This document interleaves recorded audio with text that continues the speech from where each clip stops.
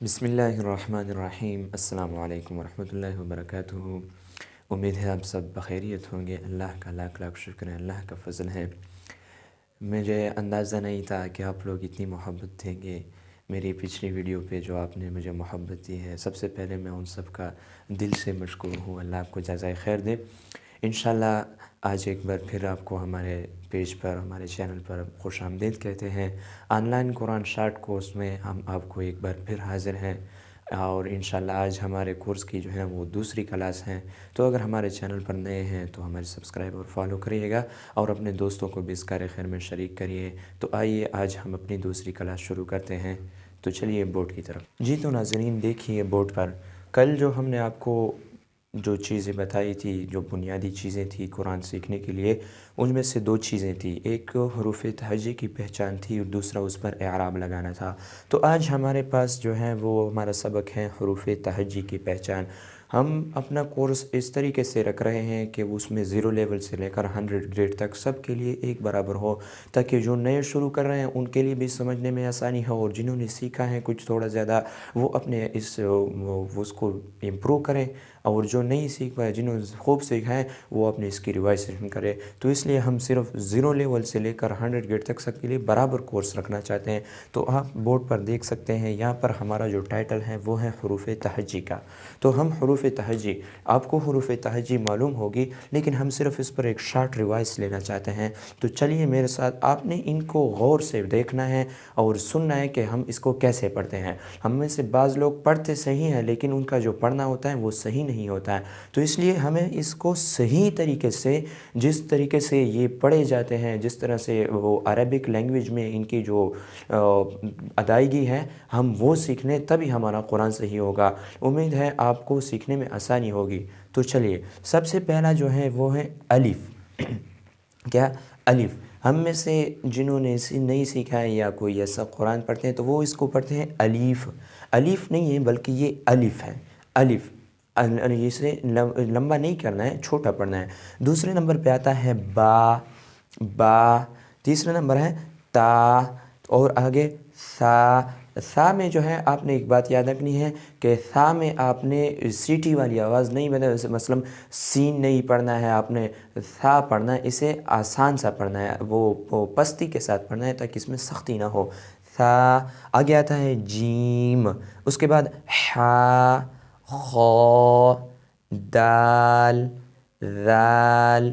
ذال کا بھی اسی طرح سا کی طرح اسے نرم پڑھنا ہے، زا کی طرح سخت نہیں پڑھنا ہے۔ آگے آتا ہے را، زا، سین۔ اب سین اور زا میں آپ نے سختی پڑھنی ہے، زا، سین۔ اس میں جو ہے نا سیٹی کی آواز آپ پیدا کر سکتے ہیں۔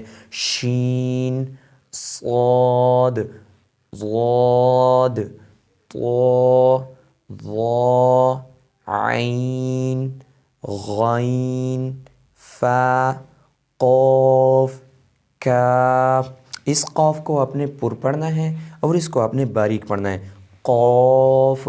اور یہ والا کاف۔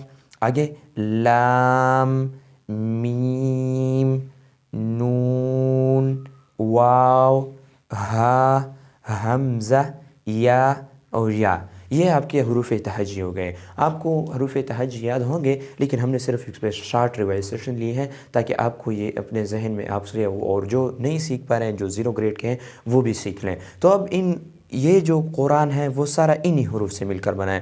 کہیں پہ الف اور با کو جوڑا ہے، کہیں پہ را و زا کو جوڑا ہے، کہیں پہ کسی لفظ کو کسی کے ساتھ جوڑ کے اس سے یہ قرآن بنا ہے۔ تو اب ان کو ہم نے جوڑنا ہے، اور پھر ان کو جوڑ کر ہم نے ان پر اعراب لگانا ہے، اعراب کا۔ تو اب ہمارے پاس یہ حروف تہجی جو ہے وہ ہو گیا۔ اب دوسرے نمبر پہ جو ہمارے پاس آتا ہے وہ ہمارا ہے اعراب۔ تو چلیے ہم اعراب کی طرف آتے ہیں۔ اعراب، جی ہاں، تو ہمارے پاس دوسرے نمبر پہ جو تھا وہ اعراب تھے۔ تو اب ہم اعراب کی ڈیٹیل، پہلے تو ہم اسے ڈیٹیل میں بیان کریں گے، اس کے بعد پھر ہم جو ہے نا اس کے ہر ایک کے لیے تفصیل بعد میں بیان کریں گے، پہلے صرف اسے ویسے ہی آپ جان لیں۔ تو ہمارے پاس 5 قسم کے اعراب آتے ہیں جو ان حروف تہجی پر استعمال ہو کر وہ ان سے ایک لفظ بنتا ہے، ایک حرف بنتا ہے۔ تو یہ 5 جو ہے نا وہ ہمارے پاس حرکات ہیں۔ آپ نے صرف اتنا کرنا ہے کہ سب سے پہلے ان کو اپنے ذہن میں رکھنا ہے کہ بھئی میں نے ان چیزوں کو استعمال کر کے ایک لفظ بنانا ہے۔ تو اس اس میں ہمارے پاس پہلی نمبر پر آتا ہے حرکات۔ حرکات جسے ہم زبر زیر اور پیش سے پکارتے ہیں، زبر زیر پیش کو حرکات کہتے ہیں، زبر زیر پیش کو حرکات کہتے ہیں۔ دوسری نمبر پہ جو آتا ہے وہ حرکات سے تھوڑا لمبا، وہ آتا ہے مد۔ تو ہمارے پاس مد جو ہے وہ پہلے مد اصلی، وہ کھڑا زبر کھڑی زیر اور الٹا پیش ہے۔ بعد میں مد کی اپنی قسمیں ہیں، وہ پھر آپ بعد میں ڈیٹیل میں بیان کریں گے۔ سب سے پہلے اپنے مد کی صرف یہی قسمیں یاد کرنی ہے کہ کھڑا زبر کھڑی زیر اور الٹا پیش، ان کو مد کہا جاتا ہے۔ تیسری نمبر پر جو آتا ہے وہ ہمارے پاس تنوین آتا ہے۔ تنوین جو ہے وہ 2 زبر 2 زیر اور 2 پیش کو ہم تنوین کہتے ہیں۔ باقی اس تنوین کی جتنی اقسام ہیں، تنوین پر کیا ہوتا ہے، وہ انشاءاللہ ہم بعد میں بیان کریں گے۔ آپ نے بس صرف اتنا ذہن میں رکھنا ہے کہ تنوین جو ہے وہ بھی اعراب کی قسم ہے۔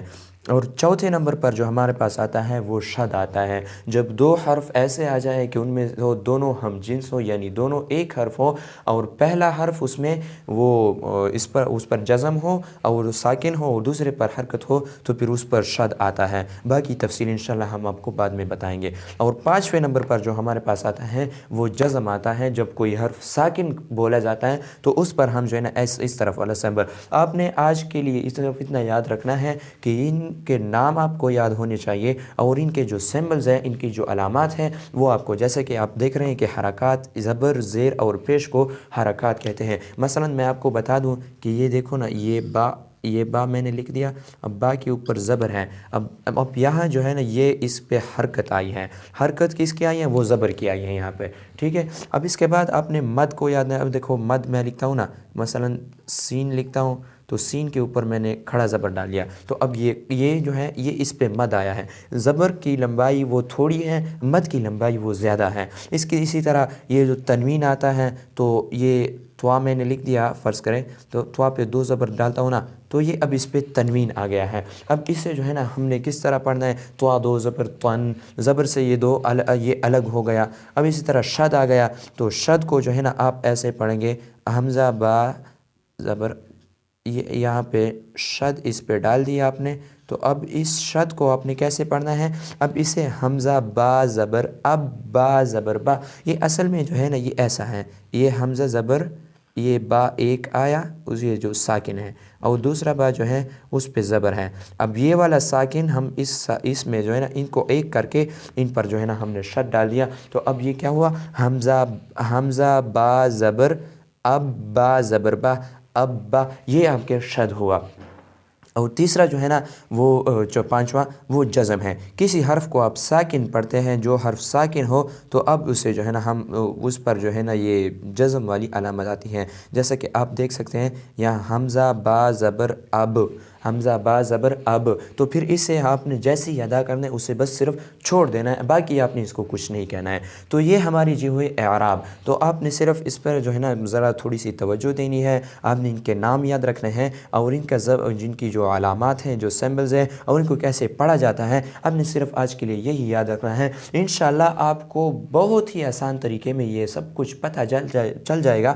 آپ کو جب آپ پھر ڈیٹیل میں جائیں گے، ڈیٹیل میں آپ کو ہم پڑھائیں گے، تو انشاءاللہ وہاں پر آپ کو جو ہے نا پڑھنے میں آسانی ہوگی۔ باقی آپ سب کا بہت بہت شکریہ ادا کرنا چاہتا ہوں کہ آپ نے ہمیں اتنی محبت دی، اور آپ کے ذہن میں کوئی بھی سوال آئے، کوئی بھی آپ کی پرابلم کریٹ ہوتا ہے، کوئی بھی مسئلہ آپ کو ہوتا ہے، تو آپ ہمیں کمنٹ باکس میں انفارم کر سکتے ہیں، ہم انشاءاللہ آپ کے سبھی سوالوں کا آنسر دیں گے۔ اور اگر نئے ہیں تو ہمارے چینل کو سبسکرائب کرنا نہ بھولیے، اور اپنے دوستوں کو زیادہ سے زیادہ اس کار خیر کی دعوت دیں، کیونکہ اس پہ جو ہے نا کام زیادہ نہیں ہے، یہ شارٹ کورس ہیں اور بہت ہی آسان اور فائدہ بہت زیادہ ہے۔